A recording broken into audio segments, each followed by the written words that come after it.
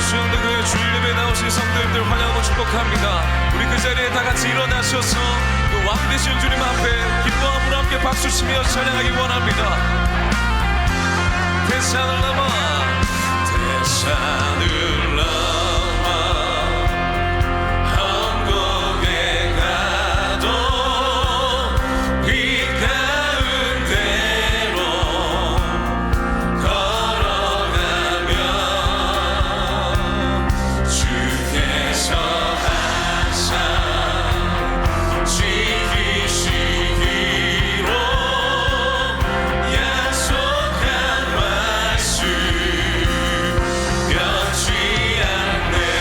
하늘의 영광 하늘의 영광 하늘의 영광 나의 맘속에 차고도 넘쳐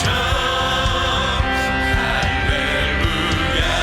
힘차게 불러 힘차게 불러 영원히 주를 찬양하라. 감당한 밤에 달릴지라도 감당한 밤에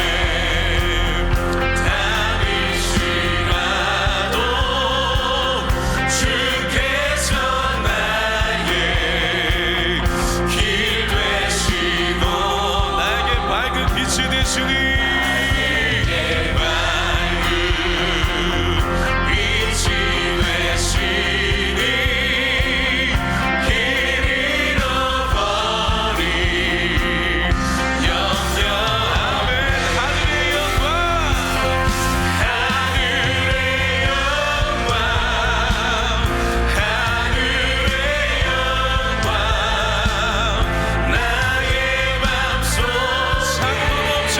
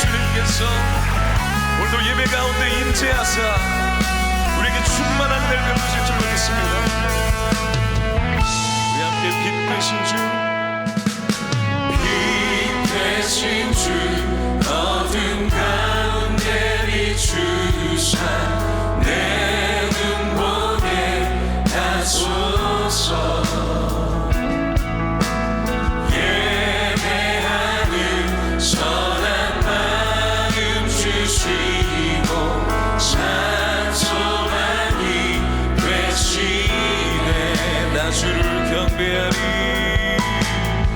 나 주를 경배하리 엎드려 절하며 고백해 주 나의 하나님 오 사랑스러운 주님 존귀한 예수님 아름답고 놀라우신 주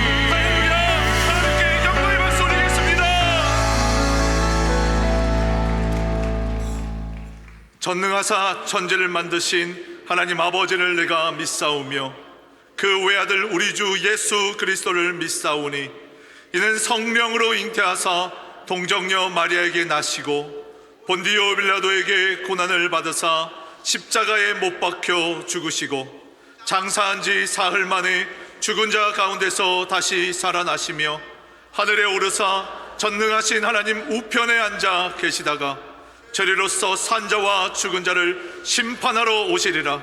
성령을 믿사오며 거룩한 공회와 성도가 서로 교통하는 것과 죄를 사하여 주시는 것과 몸이 다시 사는 것과 영원히 사는 것을 믿사옵나이다. 아멘.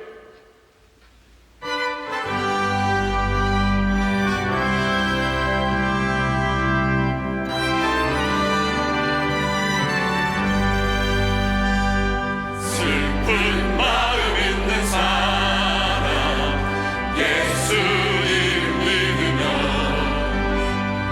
영원토록 변함없는 기쁜 마음 얻으리. 예수의 이름은 세상의 소망이요 예수의 천국의 기쁨일세.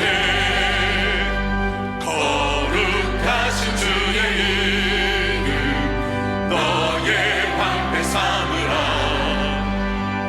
환난 시험 당할 때에 주께 기도 드려라. 예수의 이름은 세상의 소망이요 예수의 이름은 천국의 기쁨일세. 존귀하신 주의 이름 우리 기쁨 되도다. 주의 품에 안길 때에 기뻐 찬송 부르리. 예수의 이름은 세상의 소망이요 예수의 이름은 천국의 기쁨일세. 우리 갈 길 나간 후에 보좌 앞에 나가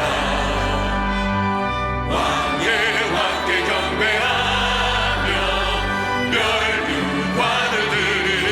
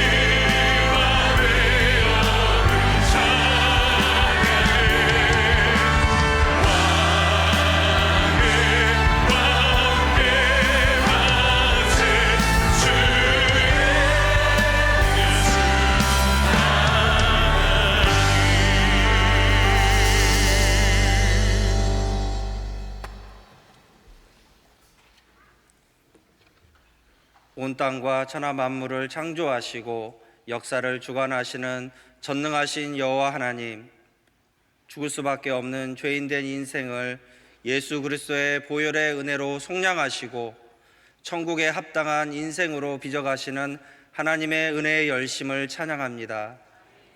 이 땅에 발을 딛고 살아가지만 우리 모두가 하늘에 속한 자임을 기억하며 하나님을 예배하는 자로 부르심을 받았음을 기억하도록 오늘도 우리를 예배의 자리로 부르신 주님, 그러나 우리는 너무도 많은 순간 우리가 주인되고 우리의 만족과 유익을 생각하며 하나님의 부르심의 소명을 잊어버린 때가 너무나도 많았음을 회개합니다. 2024년 온 세계와 이 나라, 우리 각자의 삶을 돌아봅니다. 모든 것이 여호와 하나님의 은혜였음을 고백합니다. 우리는 여호와 하나님을 잊어도 어느 한순간도 우리를 놓지 않으셨던 은혜의 하나님, 당신의 그 은혜로 여기까지 왔음을 고백합니다. 49년 전 이곳 부산 땅에 선교교회로 우리 교회를 세우시고 2025년 설립 50주년을 맞이하기까지 우리 교회로 수많은 생명사역을 감당하도록 은혜를 부어주시니 감사합니다. 말씀이 희미하여져 가고 모두가 자기 소견에 오른 대로 살아가는 이 시대에 말씀 안에 늘 깨어있어 복음의 등불 사명을 감당하는 우리 교회가 되게 하여 주시옵소서. 여호와 하나님께서 주신 사명을 충성되이 감당해 가고 계시는 담임 목사님께 성령의 충만한 은혜를 부어주셔서 시대를 깨우고 영혼을 살리는 말씀의 통로가 되게 하여 주시옵소서. 모든 교역자님들과 직분자들에게 동일한 은혜를 부어주셔서 착하고 충성된 종들을 통해 하나님의 교회가 더욱더 든든히 세워져 가도록 인도하여 주시옵소서. 내일부터 시작되는 연말 연초 특별 새벽 기도를 위해 기도합니다. 우리를 살리는 것은 세상이 아니며 우리의 삶의 기준은 세상에 있지 않음을 고백합니다. 새벽 미명의 기도의 자리를 찾으셨던 주님을 기억하며 말씀을 사모하는 영혼들이 말씀의 자리로 구름같이 나오게 하시고 말씀으로 2025년을 준비하는 은혜를 허락하여 주시옵소서. 선포되어질 말씀을 위해 기도합니다. 이 시간 우리의 마음속에 성령님 은혜로 임하여 주옵소서. 성령님 은혜의 빛을 우리 마음에 비추어 주셔서 우리 안의 모든 연약함과 누추함과 불순종의 마음들이 떠나가게 하시고 들을 귀와 듣는 마음을 허락하사 하나님의 말씀이 온전히 깨달아지게 하시고 삶의 순종으로 열매 맺는 복된 인생들 되게 하여 주시옵소서. 몸과 마음이 아픈 지체들을 불쌍히 여겨주시고 환우들의 가정을 위로하여 주옵소서.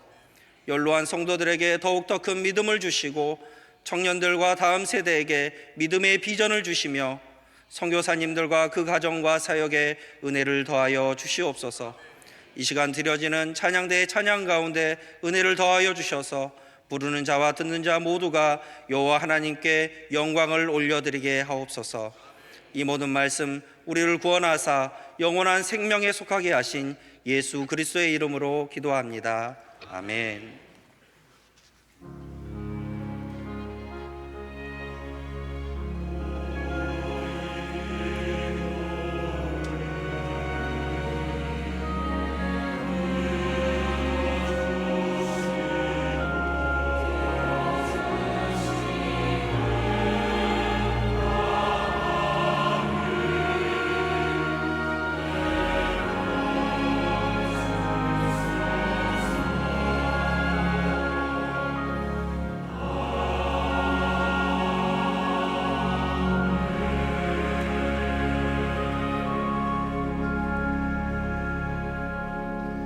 오늘 우리에게 주시는 하나님의 말씀은 사도행전 28장 16절에서 31절까지의 말씀입니다. 사도행전 28장 16절에서 31절까지의 말씀, 신약성경 236면에 있습니다. 사도행전 28장 16절에서 31절까지의 말씀을 제가 봉독해 올리겠습니다. 우리가 로마에 들어가니 바울에게는 자기를 지키는 한 군인과 함께 따로 있게 허락하더라. 사흘 후에 바울이 유대인 중 높은 사람들을 청하여 그들이 모인 후에 이르되, 여러분 형제들아, 내가 이스라엘 백성이나 우리 조상의 관습을 배척한 일이 없는데 예루살렘에서 로마인의 손에 죄수로 내준 바 되었으니 로마인은 나를 신문하여 죽일 죄목이 없으므로 석방하려 하였으나 유대인들이 반대하기로 내가 마지못하여 가이사에게 상소하며 내 민족을 고발하려는 것이 아니니라. 이러므로 너희를 보고 함께 이야기하려고 청하였으니 이스라엘의 소망으로 말미암아 내가 이 쇠사슬에 매인 바 되었노라. 그들이 이르되 우리가 유대에서 네게 대한 편지도 받은 일이 없고 또 형제 중 누가 와서 네게 대하여 좋지 못한 것을 전하든지 이야기한 일도 없느니라. 이에 우리가 너의 사상이 어떠한가 듣고자 하니 이 파에 대하여는 어디서든지 반대를 받는 줄 알기 때문이라 하더라. 그들이 날짜를 정하고 그가 유숙하는 집에 많이 오니 바울이 아침부터 저녁까지 강론하여 하나님의 나라를 증언하고 모세의 율법과 선지자의 말을 가지고 예수에 대하여 권하더라. 그 말을 믿는 사람도 있고 믿지 아니하는 사람도 있어 서로 맞지 아니하여 흩어질 때에 바울이 한 말로 이르되 성령이 선지자 이사야를 통하여 너희 조상들에게 하신 말씀하신 것이 옳도다. 일러스되 이 백성에게 가서 말하기를 너희가 듣기는 들어도 도무지 깨닫지 못하며 보기는 보아도 도무지 알지 못하는도다. 이 백성들의 마음이 우둔하여져서 그 귀로는 둔하게 듣고 그 눈은 감았으니 이는 눈으로 보고 귀로 듣고 마음으로 깨달아 돌아오면 내가 고쳐줄까 함이라 하였으니 그런즉 하나님의 이 구원이 이방인에게로 보내어진 줄 알라. 그들은 그것을 들으리라 하더라. 바울이 온 이태를 자기 셋집에 머물면서 자기에게 오는 사람을 다 영접하고 하나님의 나라를 전파하며 주 예수 그리스도에 관한 모든 것을 담대하게 거침없이 가르치더라. 아멘.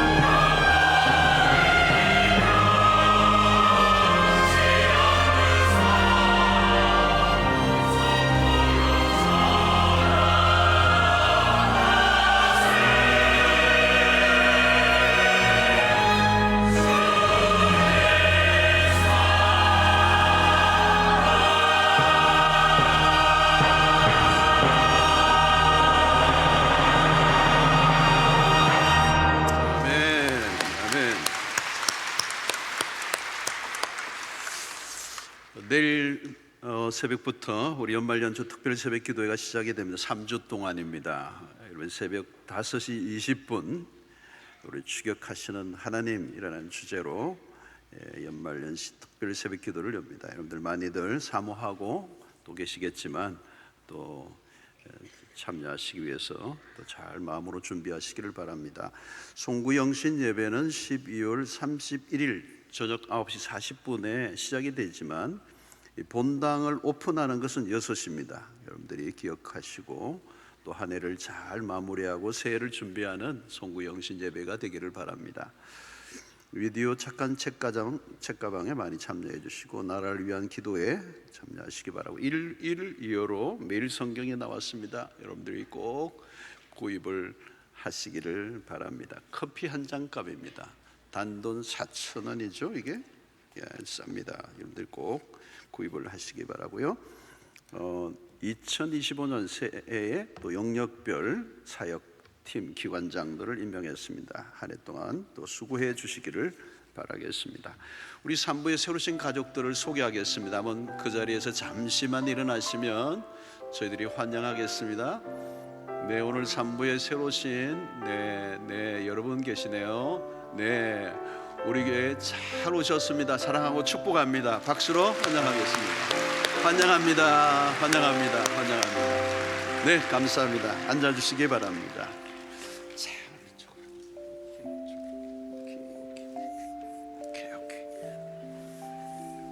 오케이. 자, 우리 기도하겠습니다. 우리 사랑하는 은혜를 주신 하나님, 이 생명의 주께로부터 왔음을 믿습니다. 하나님, 일평생 주의 오른손으로 붙들어 주시고 이 악하고 험한 세상 가운데 주님이 보호하시고 특별히 진리로 양육되게 해주셔서 구별된 백성으로 세상 가운데 하나님 아름답게 쓰임받는 복의 통로가 되게 하여 주시옵소서. 건강하게 자라가게 하여 주시기를 원합니다. 안전을 지켜주시기를 원합니다. 하나님 지혜와 명철을 더하여 주시기를 원합니다. 탁월한 하나님의 사람으로 세상 가운데 쓰임받고 복의 통로로 쓰임받게 하여 주시옵소서. 가정의 기쁨이요 공동체 유익이 하나님의 나라의 복된 일꾼으로 쓰임받게 하여 주시옵시고 하나님 어디를 가나 무엇을 하든지 그리스도의 향기를 드러내는 하나님의 사람으로 우뚝 세워질 수 있도록 일평생을 주의 거룩한 능력의 오른손으로 붙들어 주시기를 소원하오며 예수님의 이름으로 축복하며 기도하옵나이다. 아멘. 박수로 뜨겁게 축하해 주시기 바랍니다. 감사합니다. 네, 자, 첫째네요. 자, 둘째도 그죠? 오케이. 예. 와, 이거 선물이 많습니다. 박수로 뜨겁게 됐습니다. 자, 우리 앞뒤 좌우로 인사 나누겠습니다. 오늘 또 주 안에서 승리하는 하루 되십시오. 한 해 동안 감사했습니다. 내년도 부탁합니다. 내일 새벽에 뵙겠습니다.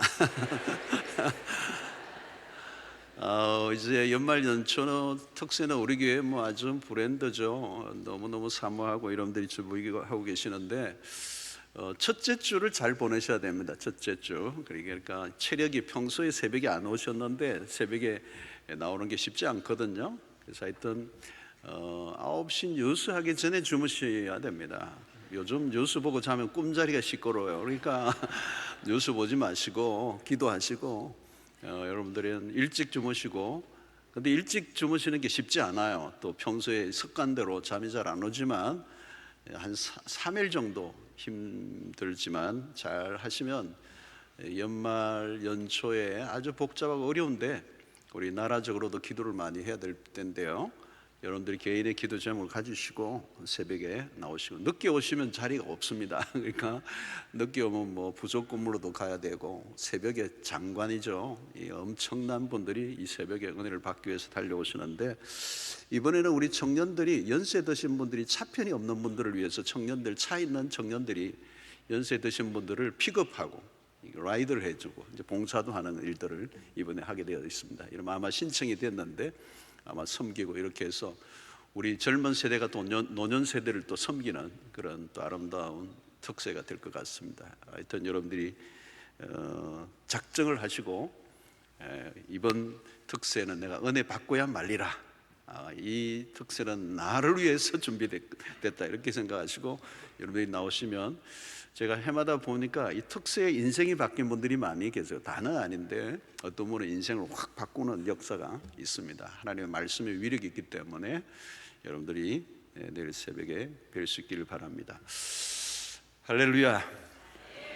자, 오늘은 이제 사도행전 책거리 마지막 날입니다. 드디어 바울이 로마에 도착을 합니다. 그토록 꿈꾸었던 로마, 세계 제국 그 중심부에 들어왔죠. 그동안 이 로마로 오고자 하는 노력을 많이 했지만 하나님이 번번이 막으셨고요. 또 이번에도 이 오는 길이 험난했습니다. 유라굴라라고 하는 광풍을 만나고 바울이 원했던 방식이 아닌 다른 방식으로 하나님이 로마에 도착하게 했습니다. 로마에 온 것은 여행으로 온 게 아닙니다. 그리고 또 뭐 사업을 위해서 온 것도 아니고 그런 오직 예수 그리스도의 복음의 증인으로 이제 도착을 한 것입니다. 참 의미 있는, 한 사람이 어디에 가 있느냐 가느냐 그 역사의 운명을 바꾸는 그런 사건이 되었습니다. 바울이 로마에 도착하기 전에 이미 로마에는 교회가 있었습니다. 그리스도인들이 있었습니다. 그래서 바울이 로마에 있는 교인들을 위해서 이미 오래전에 몇 년 전에 편지를 썼죠. 그 편지가 바로 여러분들이 대하고 있는 로마서입니다. 이제 그 형제들을 만날 수 있는 기회가 주어졌고 비록 죄수의 몸이지만 또 황제의 재판을 기다리고 있는 그런 상황이지만 이제 그 주어진 환경 속에서 바울은 복음을 전하고 있습니다. 자, 그런데 오늘 우리는 28장을 보면서 깔끔하게 마무리가 되고 있는 것처럼은 보이지 않아요. 사도행전을 딱 보면 초반부에 비해서 끝이 생각보다 미미하게 끝난다는 겁니다. 세상의 역사가들에게 맡긴다면 혹평을 했겠죠. 뭐 대단한 것 같으니 별 거 없구만. 여러분, 사도행전의 초반은 얼마나 대단했습니까? 오순절의 성령 사건, 그리고 베드로의 설교 하루에 3,000명, 날마다 믿는 자들이 더해가고 기존의 유대의 종교 체제를 다 흔들어 놓았습니다. 그런데 말미에 와서는 바울이 붙잡히고 죄수로 로마로 호송되어 온 거죠. 또 로마에 도착했지만 고작 몇 사람의 형제를 만난 얘기로 사도행전이 끝나고 있습니다. 죽을 고비를 넘기면서 로마까지 온 그가 보여준 행보로는 너무 미미해요. 마지막을 좀 더 멋있게 장식하고 사도행전을 끝냈더라면 얼마나 좋았을까. 그러나 여러분, 사도행전은 끝나지 않은 책입니다. 이 성경의 어떤 책은 다 끝이 나는데 사도행전은 끝나지 않은 책, 계속 쓰여지고 있는 책, 계속 진행형. 그러니까 닫힌 책이 아니라 열린 책이라는 것입니다. 바울의 인간적인 생애는 거의 끝이 나는 시점입니다. 그러나 이 사도행전 28장으로 끝나지 않고 29장이 기록되어져야 되는데 그 기록은 독자들의 몫입니다. 오늘 우리의 몫입니다. 그러니까 모든 그리스도인들은 이 속 사도행전의 주인공이 되어야 합니다. 바울은 사도행전 29장이 있다는 것을 몰랐겠죠. 그러나 바울이 생각한 것보다 훨씬 더 크고 놀라운 역사가 사도행전 29장부터 시작이 되는 거죠. 어떤 일이 일어납니까? 여러분, 바울은 물론 예수의 사도들은 다 순교의 제물이 됩니다. 많은 성도들이 핍박을 당하고 순교를 당해요. 그래서 이 사도행전 1장 8절에 내 증인이 되리라 할 때 이 증인, witness, 이 말투스라고 하는 헬라어는 영어로 머트라고 하는 순교자에 쓰왔습니다. 초대교회 성도들은 다 박해를 견뎌내고 사방으로 흩어졌습니다. 복음을 전하다가 죽어감으로 속사도행전의 주역들이 바울을 이어서 계속 일어나게 됩니다. 자, 역사적인 기록을 보면 바울은 AD 60년에 로마에 도착을 합니다. 그리고 60년에서 62년 사이에 감옥에 갇혀 있습니다. 그리고 64년에서 68년 사이에 그는 참수를 당합니다. 그리고 64년에 로마에 무슨 일이 있었는가 하면 대화재 사건이 일어납니다. 네로 황제 시대입니다. 이 대화재가 일어나니까 이 책임 유무 그리고 그 대처에 로마 정부의 대처를 무능하게 함으로 인하여 백성들의 민심이 들끓었습니다. 그때 로마 당국이 희생 제물을 찾았습니다. 그게 바로 그 당시에 부상하고 있는 그리스도인들, 그들에게 뒤집어 씌웠어요. 그리고 그리스도인들을 대대적으로 박해했습니다. 실제로는 이 방화는 네로의 소행으로 알려져 있습니다. 그런 도시를 새롭게 재건하기 위해서 방화를 지시했다는 소문이 자자했습니다. 실제로 잔해의 연기가 먹기도 전에 궁전을 새로 짓기 시작했습니다. 이러면 로마의 총독 빌라도의 재앙을 당했던 그리스도를 따르는 집단이 로마로 흘러들어와 엄청난 추종자들이 생기고 있다는 것에 로마 정부가 촉각을 곤두세우고 있었습니다. 네로 황제가 그리스도인들을 핍박하던 그때는 이미 그리스도인들이 상당한 부류로 부상하고 있었습니다. 2세기 중반까지 핍박으로 인해 그리스도인들의 순교는 계속되었습니다. 그리스도인들의 모임을 사악한 미신을 따르는 불건전한 집단으로 핍박을 했습니다. 그런데 로마 AD 3세기 이 300년을 지나면서 로마 제국의 기독교가 공식 종교가 됩니다. 자, 특이한 것은 교세를 확장하기 위한 조직화나 어떤 노력을 했느냐, 그런 흔적이 없습니다. 교회사를 보면 선교나 전도가 강조되지도 않았습니다. 기독교 초기에는 예수를 받아들이는 순간부터 많은 위험이 따랐습니다. 편안한 삶을 살기를 원하거나 높은 지위를 갖고자 하는 사람이거나 출세를 원하는 사람이라면 그리스도인이 되어서는 안 됩니다. 그럼에도 불구하고 사람들은 그리스도인이 되었습니다. 어떤 힘이 작동되었기에 예루살렘에서 유대로, 유대를 거쳐 로마에까지 복음이 퍼져 전 세계로 퍼져나가게 되었을까? 이 질문의 답을 우리는 사도행전을 마무리하면서 살펴보고자 합니다. 여러분, 역사 속에서 인간에 의해서 복음이 왜곡되기도 하고 또 지상의 교회의 모순을 드러내기도 했습니다. 그럼에도 불구하고 복음의 역사가 단 한 번도 멈춘 적은 없습니다. 우리의 관심은 1장부터 줄곧 하나님의 나라, 그 하나님의 나라는 하나님이 주도해 가시는 것입니다. 사도행전 끝은 겉으로 보기에는 미미해 보이지만 그렇지 않습니다. 초기에는 로마 제국에 비해 초라해 보였습니다, 그리스도인들이. 그러나 300년 만에 로마 제국은 역사 속에 사라져 버렸습니다. 그러나 교회는 로마를 넘어 전 세계로 오늘 우리에게까지 2000년의 역사 속에 멈추지 않고 우리에게 온 것입니다. 여러분, 우리 근처에 있는 교회가 없어졌다고 복음이 사라진 것은 아닙니다. 한국 교회가 약해졌다고 복음이 약화된 것은 아닙니다. 복음은 시들지 않습니다.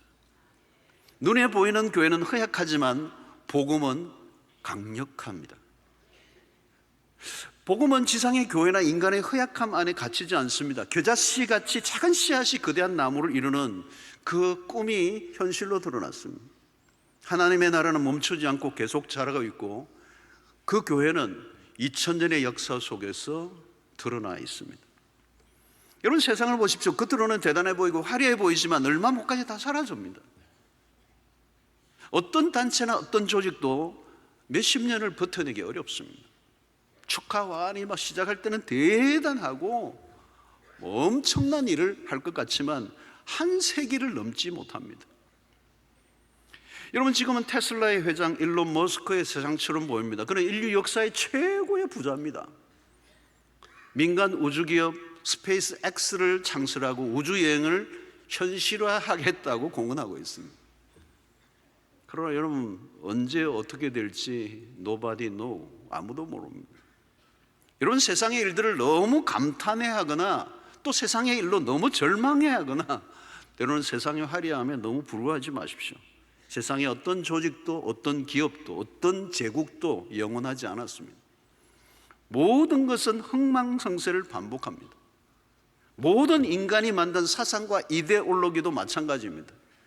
막스의 공산주의 이론도 70년으로 막을 내렸습니다.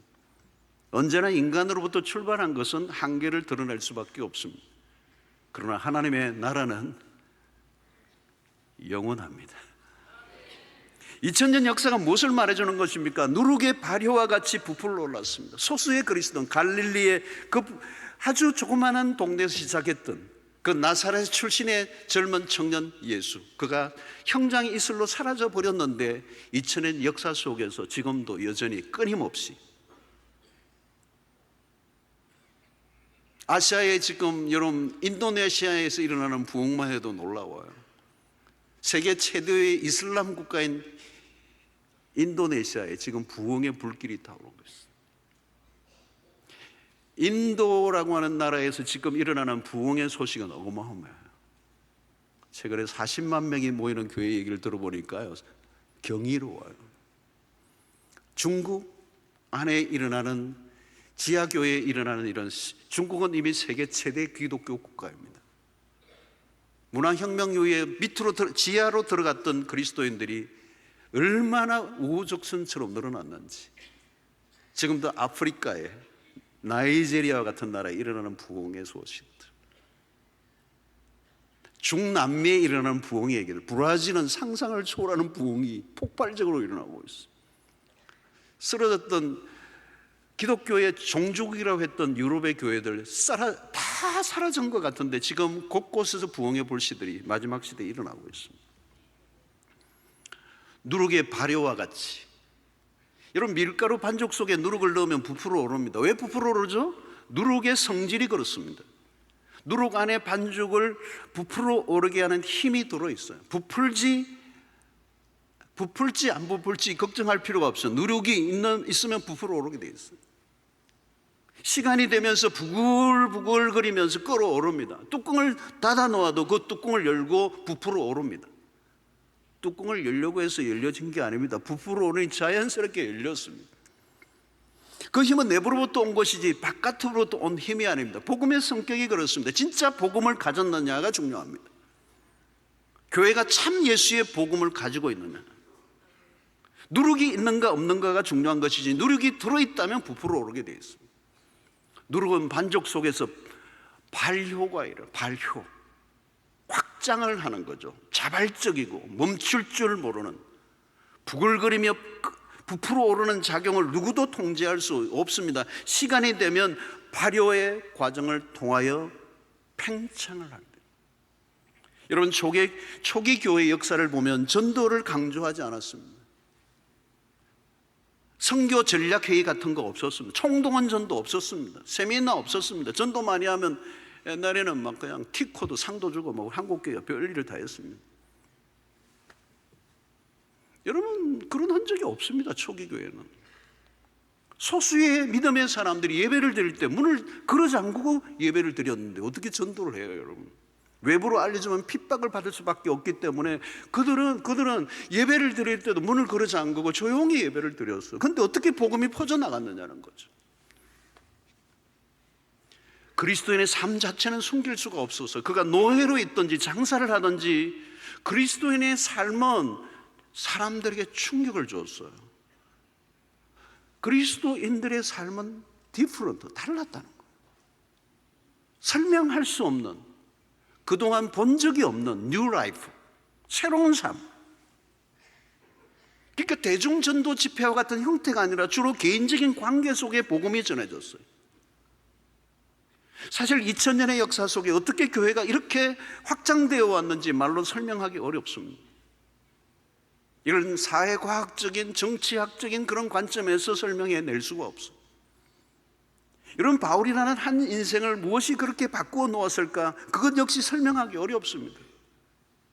그토록 지독하게 예수를 믿는 사람들을 잡아가두고 죽이는 일에 앞장을 섰던, 생명을 걸었던 그가 어떻게 어느 날 다메섹 도상에서 뒤집어지는 순간, 예수의 복음이 바울의 심장 안으로 스며 들어가는 순간 설명할 수 없는 일이 일어납니다. 그 복음은 마치 그 반죽 안에 들어가 있는 그 누룩이 발효되는 과정을 통제할 수 없는 것처럼 복음은 바울의 가슴 속에 누룩과도 같이 그의 삶을 바꾸어 놓았다는 거예요. 그 다음에는 그를 통제할 수 없는, 여러분 누룩이라는 건 미미해요. 근데 그 누룩의 변화의 과정은 은밀하게 진행되는 거예요. 그래서 그게 뭐 일어나나 보면 아무 일도 일어나지 않는데 하룻밤을 지나고 나면 현저히 부풀어 있는, 여러분 오늘의 교회도 마찬가지입니다. 세상의 관점에서 보면 주류가 아닌 것처럼 보입니다. 세계적인 기업이나 조직기에 비하면 교회가 대단해 보이지 않습니다. 초기 그리스도인들이 로마의 그 제국의 화려함 앞에 초기의 소수의 그리스도인들은 미미한 결하처럼, 그리고 반죽의 누룩처럼 보이지 않았어요. 근데 여러분 그것이 퍼져나가기 시작하는 거예요. 부풀어 오르기 시작하는 거예요. 왜? 복음이 그런 능력을 갖고 있는 것이죠. 복음이 한 개인 안에 제대로 박히기만 하면 그 인생을 완전히 바꾸어 놓는. 여러분 한 사람이 진짜 예수를 믿으면 그 가정에 복음화되는 건 얼마 못 가요.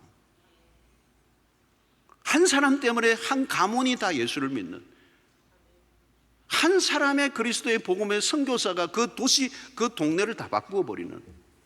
세월이 지나고 나니까 그게 누룩처럼 번져나가고 그게 발효가 되고 팽창이 되는 거예요. 한국도 마찬가지, 소수의 선교사들이 복음의 씨앗을 들고 들어왔습니다. 조셉 데이비스가 27세의 나이로 이 부산 땅 인천에서 내려서 6개월 동안 내려와서 여기에 복음 전거 한 번도 하지 않았는데 그 누룩이 들어가서 반죽을 부풀어 오르게 하는 것 같은 역사가 일어나고, 헨리 데이비스가 오늘 이 수용노회 같은 교회가 100여 년이 지나고 이렇게 될 줄로 꿈에도 생각하지 못했겠죠.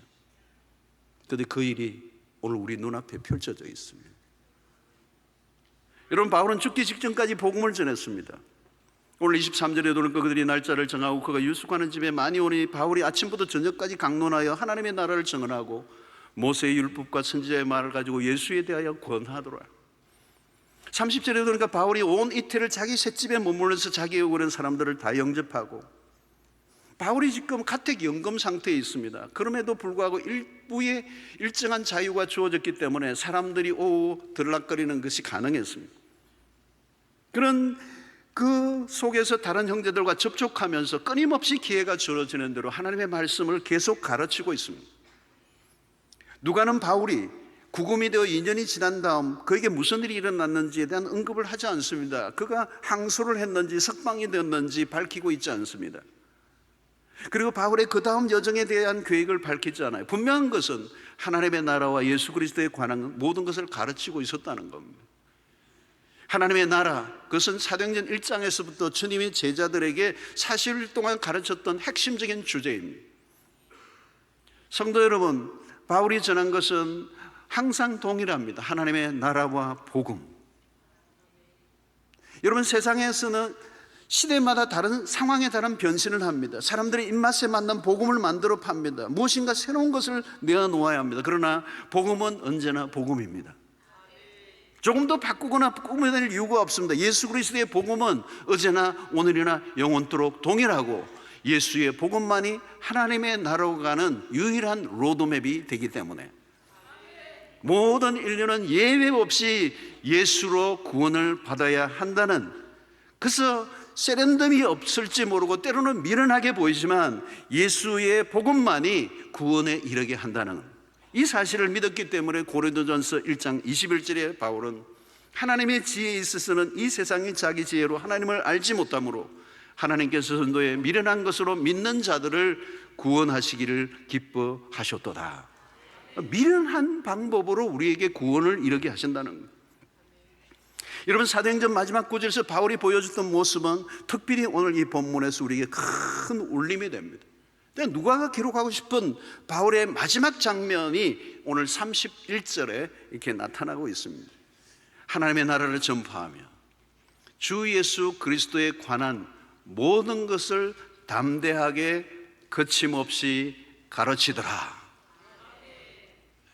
이제 떴습니다. 다시 한번 보겠습니다. 시작. 하나님의 나라를 전파하며 주여. 자, 그 다음 31절 띄워주세요. 31절 몇 번 건너뛰죠? 시작. 하나님의 나라를 전파, 주 예수 그리스도에 관한 모든 것을 담대하게 거침없이 가르치더라. 자, 여러분, 이 장면입니다. 바울이 하나님의 나라를 전파하고 예수 그리스도에 관한 모든 것을 담대하게 거침없이, 삶의 태도가 명확합니다. 바울은 이 복음을 심장에 품고 있는 사람의 전형적인 모습. 사도행전이 싱겁게 끝나고 있지 않는 이유가 여기에 있습니다. 그는 담대하게 거침없이 그 시대의 정신과 사상과 문화와 저항을 하며 아무리 반대 소리와 적대적인 환경이 있어도 로마의 황제 앞에서도 흔들리지 않는 복음에 대한 확신, 그것이 무엇으로 나타났습니까? 담대하게 거침없이래요. 여러분, 2000년의 역사를 뚫고 여기까지 오게 한 힘이, 복음이 여기까지 오게 한 힘이 어디 있느냐? 담대한 증인들 때문입니다. 만약에 이 담대한 증인이 없었다면 복음은 우리에게까지 올 수 없었습니다. 오늘 우리에게까지 복음이 왔던 것은 복음을 가진 자들이 생명을 내건 담대함, 목숨을 앗아갈 수 있는 위기 속에서도 담대하게, 바울이 거침없이 그 숱한 반대와 생명의 위협을 받음에도 불구하고 그런 복음에 대한 담대하게 거침없이. 여러분, 담대함의 대가는 큰 거예요. 그 담대함으로 인하여 바울은, 물론 바울의 이후에 수많은 선교사를 낳습니다. 비겁하면 도망가면 되는 거예요. 복음을 전하는데 내 삶의 안전을 챙기면 복음은 증거될 수가 없어요. 헨리 데이비스, 우리에게 토마스 선교사, 우리 한국에 왔던 수많은 선교사들은 생명의 위협을 다 받았어요. 그러나 담대하게. 여러분, 초기 기독교 역사를 보면 그리스도인들은 특이했습니다. 그들은 핍박과 선교를 두려워하지 않았습니다. 죽음을 두려워하지 않은 그리스도인들로 인하여 황제는 물론 그 시대 사람들이 충격을 받았습니다.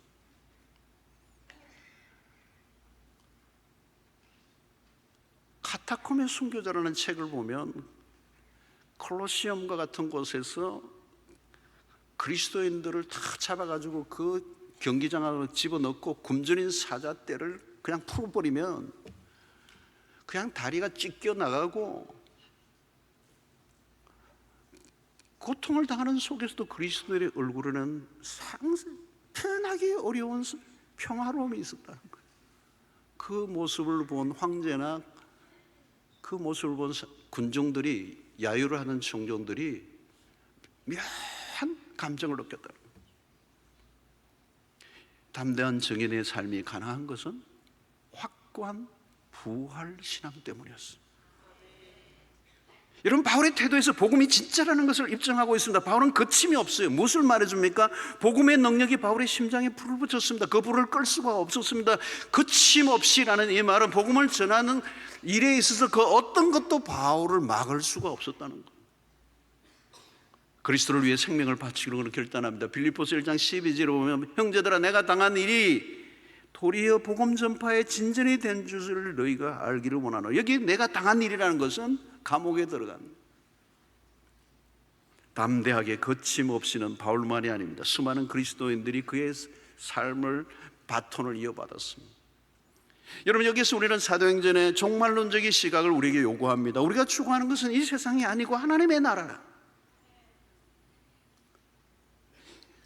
현실을 무시하라는 얘기는 아닙니다. 현실을 직시하되 현실 너머를 보는 눈, 이중시선. 세상의 나라를 너무 주목하다가 하나님의 나라를 놓치지 말라는 거예요. 역사의 결론을 맺는 날이 오는 거죠. 그냥 분주하게만 살면 방향을 잃어버리는 삶이 되고 맙니다. 우리는 한 해의 마무리를 짓는 마지막 주일입니다. 지금 우리는 시간에 대한 개념을 이 연말에는 좀 더 보통 때보다 많이 의식합니다. 이 시간이 어디를 향해 흘러가고 있는 거예요. 결국은 역사의 마지막입니다. 사도행전은 과거의 기록이 아닙니다. 사도행전은 미래를 향해 있습니다. 복음이 어디로 흘러가고 있는가? 누가는 확실하게 기독교가 유대로 시작하여 로마에 이르기까지 기독교가 세계로 확장되고 있음을 우리에게 보여줍니다. 사도행전을 통하여 오늘의 교회가 어디로부터 시작되어 어디로 가고 있는지를 보여주고 있습니다.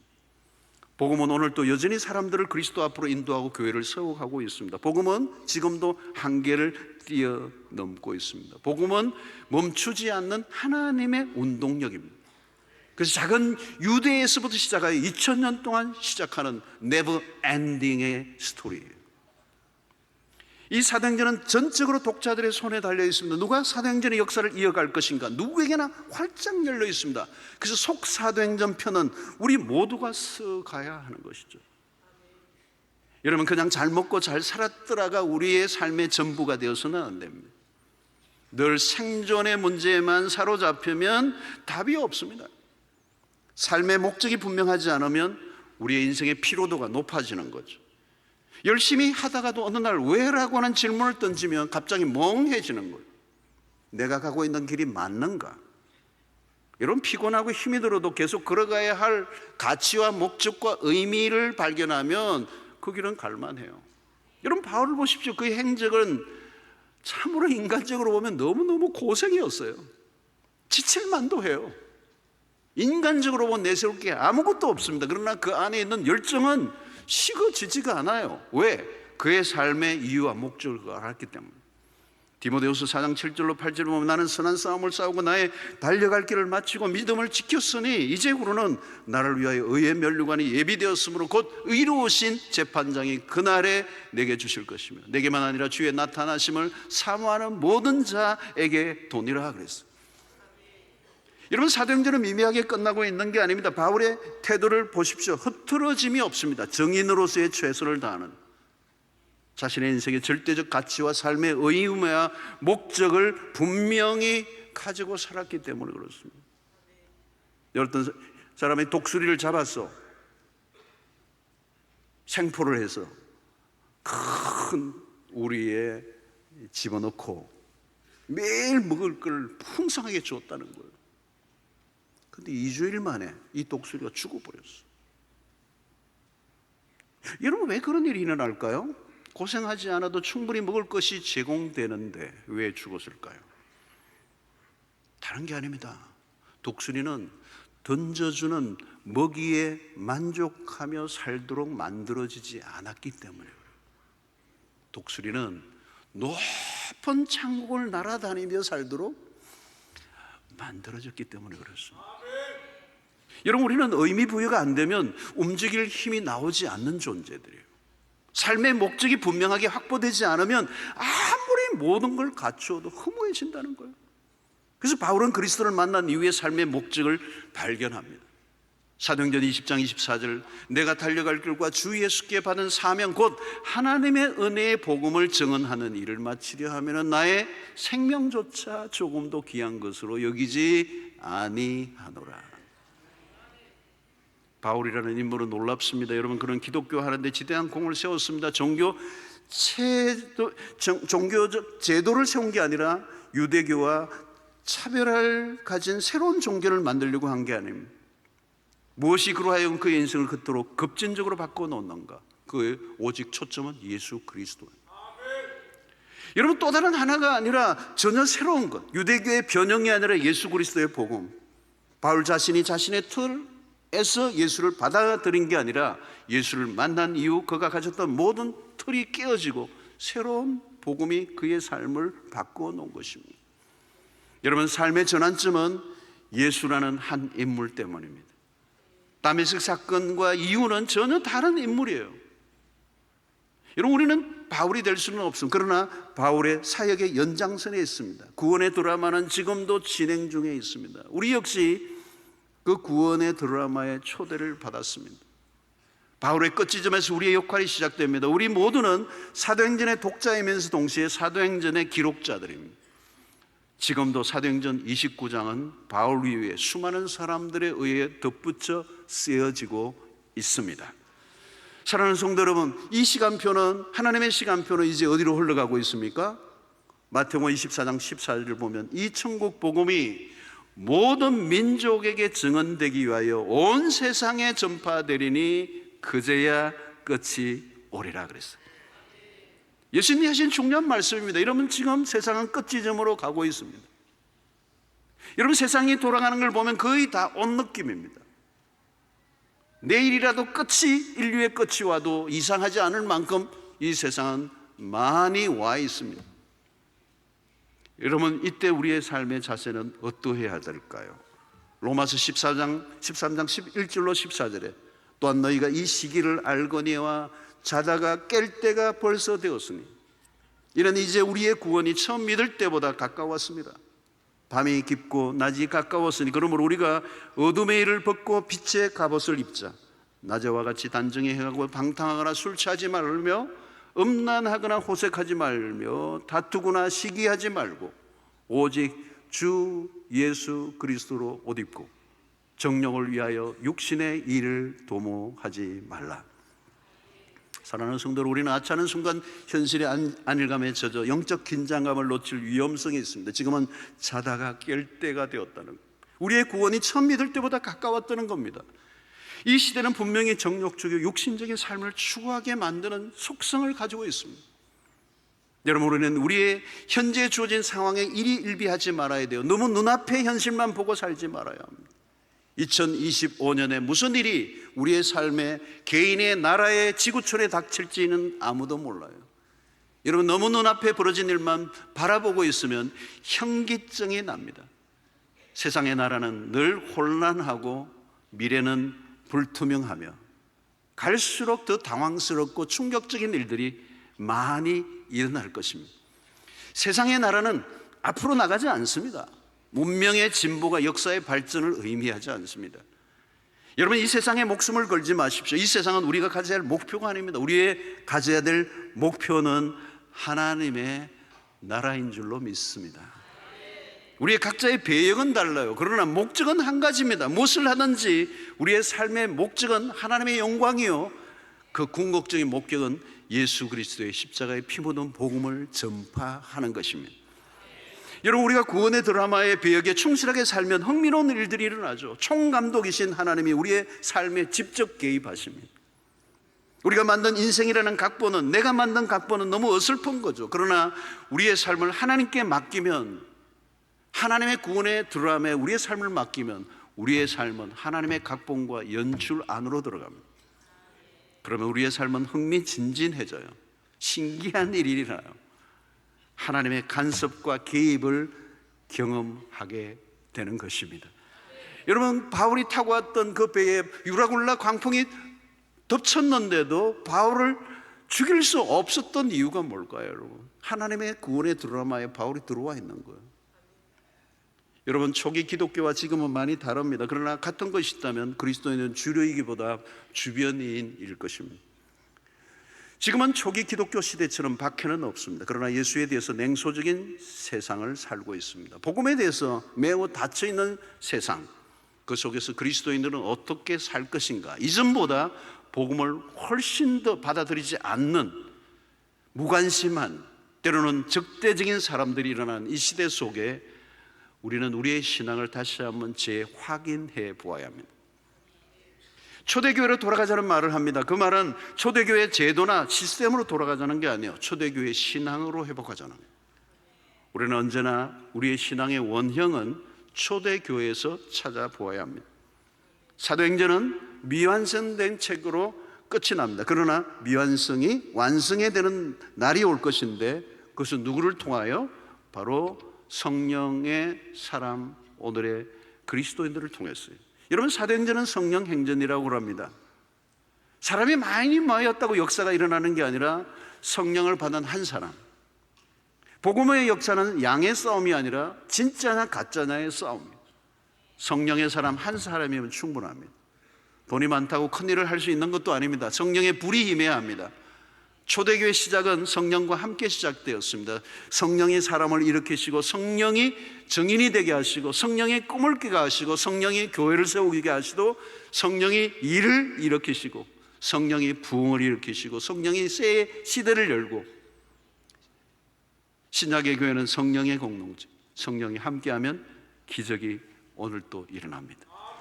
여러분, 신사회정전의 역사의 주인공들이 되시기를 축원합니다. 오늘의 교회는 선교적 공동체, 교회가 선교를 해야 한다가 아니에요. 교회는 선교를 위해 존재합니다. 사도행전의 교회는 계속 흩어지는 공동체예요. 초대교회에서 그 답을 찾습니다. 교회는 세상으로부터 도피한 것이 아니라 세상을 향해 흩어져야 합니다. 교회가 조직을 유지하고 보존해 나가자면 쇠퇴를 맛보게 됩니다. 조직 그 자체가 목적이 된 교회는 미래를 향하기보다 과거의 향수에 젖게 됩니다.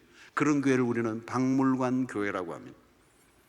예수는 당시 유대 종교를 허물어 버리셨습니다. 제도화되고 형식주의로 가득하여 생명력을 잃어버린 화석화된 기존의 체계를 하나님의 나라의 교회로 바꾸어 놓으셨습니다.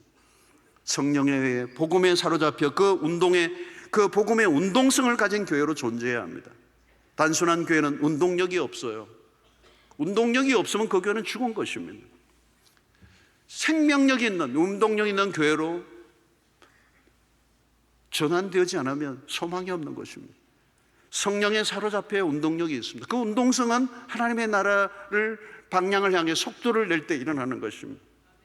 2025년 우리 교회가 50주년을 맞습니다. 선교교회로 시작된 교회였습니다. 다시 한번 선교 공동체로 온 교회가, 모든 성도가 사도행전의 29장을 써가는 은혜가 있기를 갈망합니다. 여러분들 모두가 예수 운동의 주동자들이 되시기를 바랍니다. 여러분 한 사람 한 사람이 다 교회입니다. 작은 예수입니다. 예수의 화신들이요, 복음의 증인들이요. 오늘 바울이 보였던 거침없이 담대하게 하나님의 나라를 전했던 이 바울의 모습이 오늘 우리의 삶에 재현되어야 될 줄로 믿습니다. 복음은 누룩처럼 그 떡 반죽을 부풀어 오르게 하는 자발적이에요. 그 누구가 아니에요.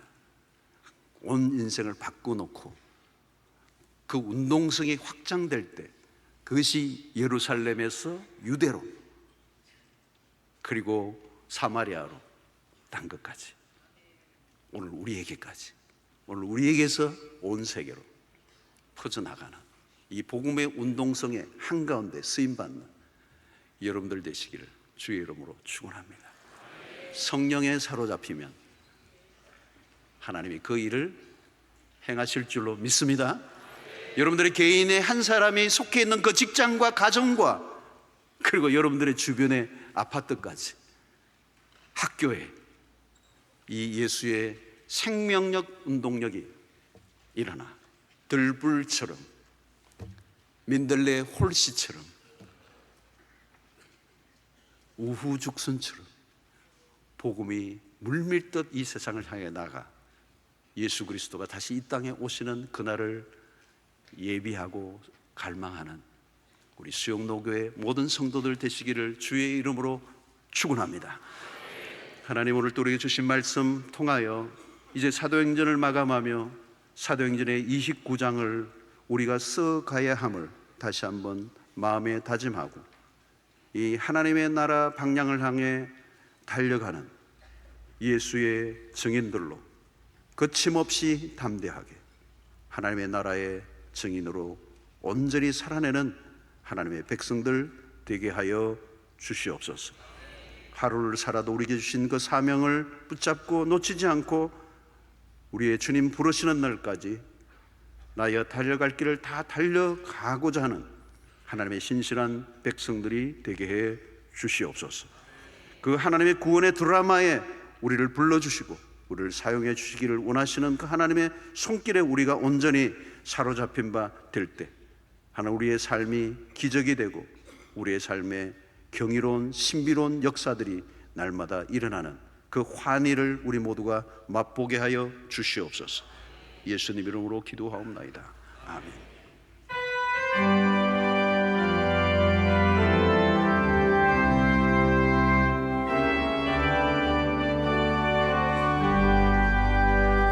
온 세상 위하여 나 복음 전하리 만 백성 모두 나와서 주 말씀 들으라 죄 중에 빠져서 헤매는 자들아 주님의 음성 듣고서 너 구원받으라 전하고 기도해 매일 증인 되리라 세상 모든 사람 다 듣고 그 사랑 알고로 온 세상 위하여 이 복음 전하리 저 죄인 회개하고서 주 예수 믿으라 이 세상 구하려 주 돌아가신 것나 증거하지 않으면 그 사람 모르리 전하고 기도해 매일 증인 되리라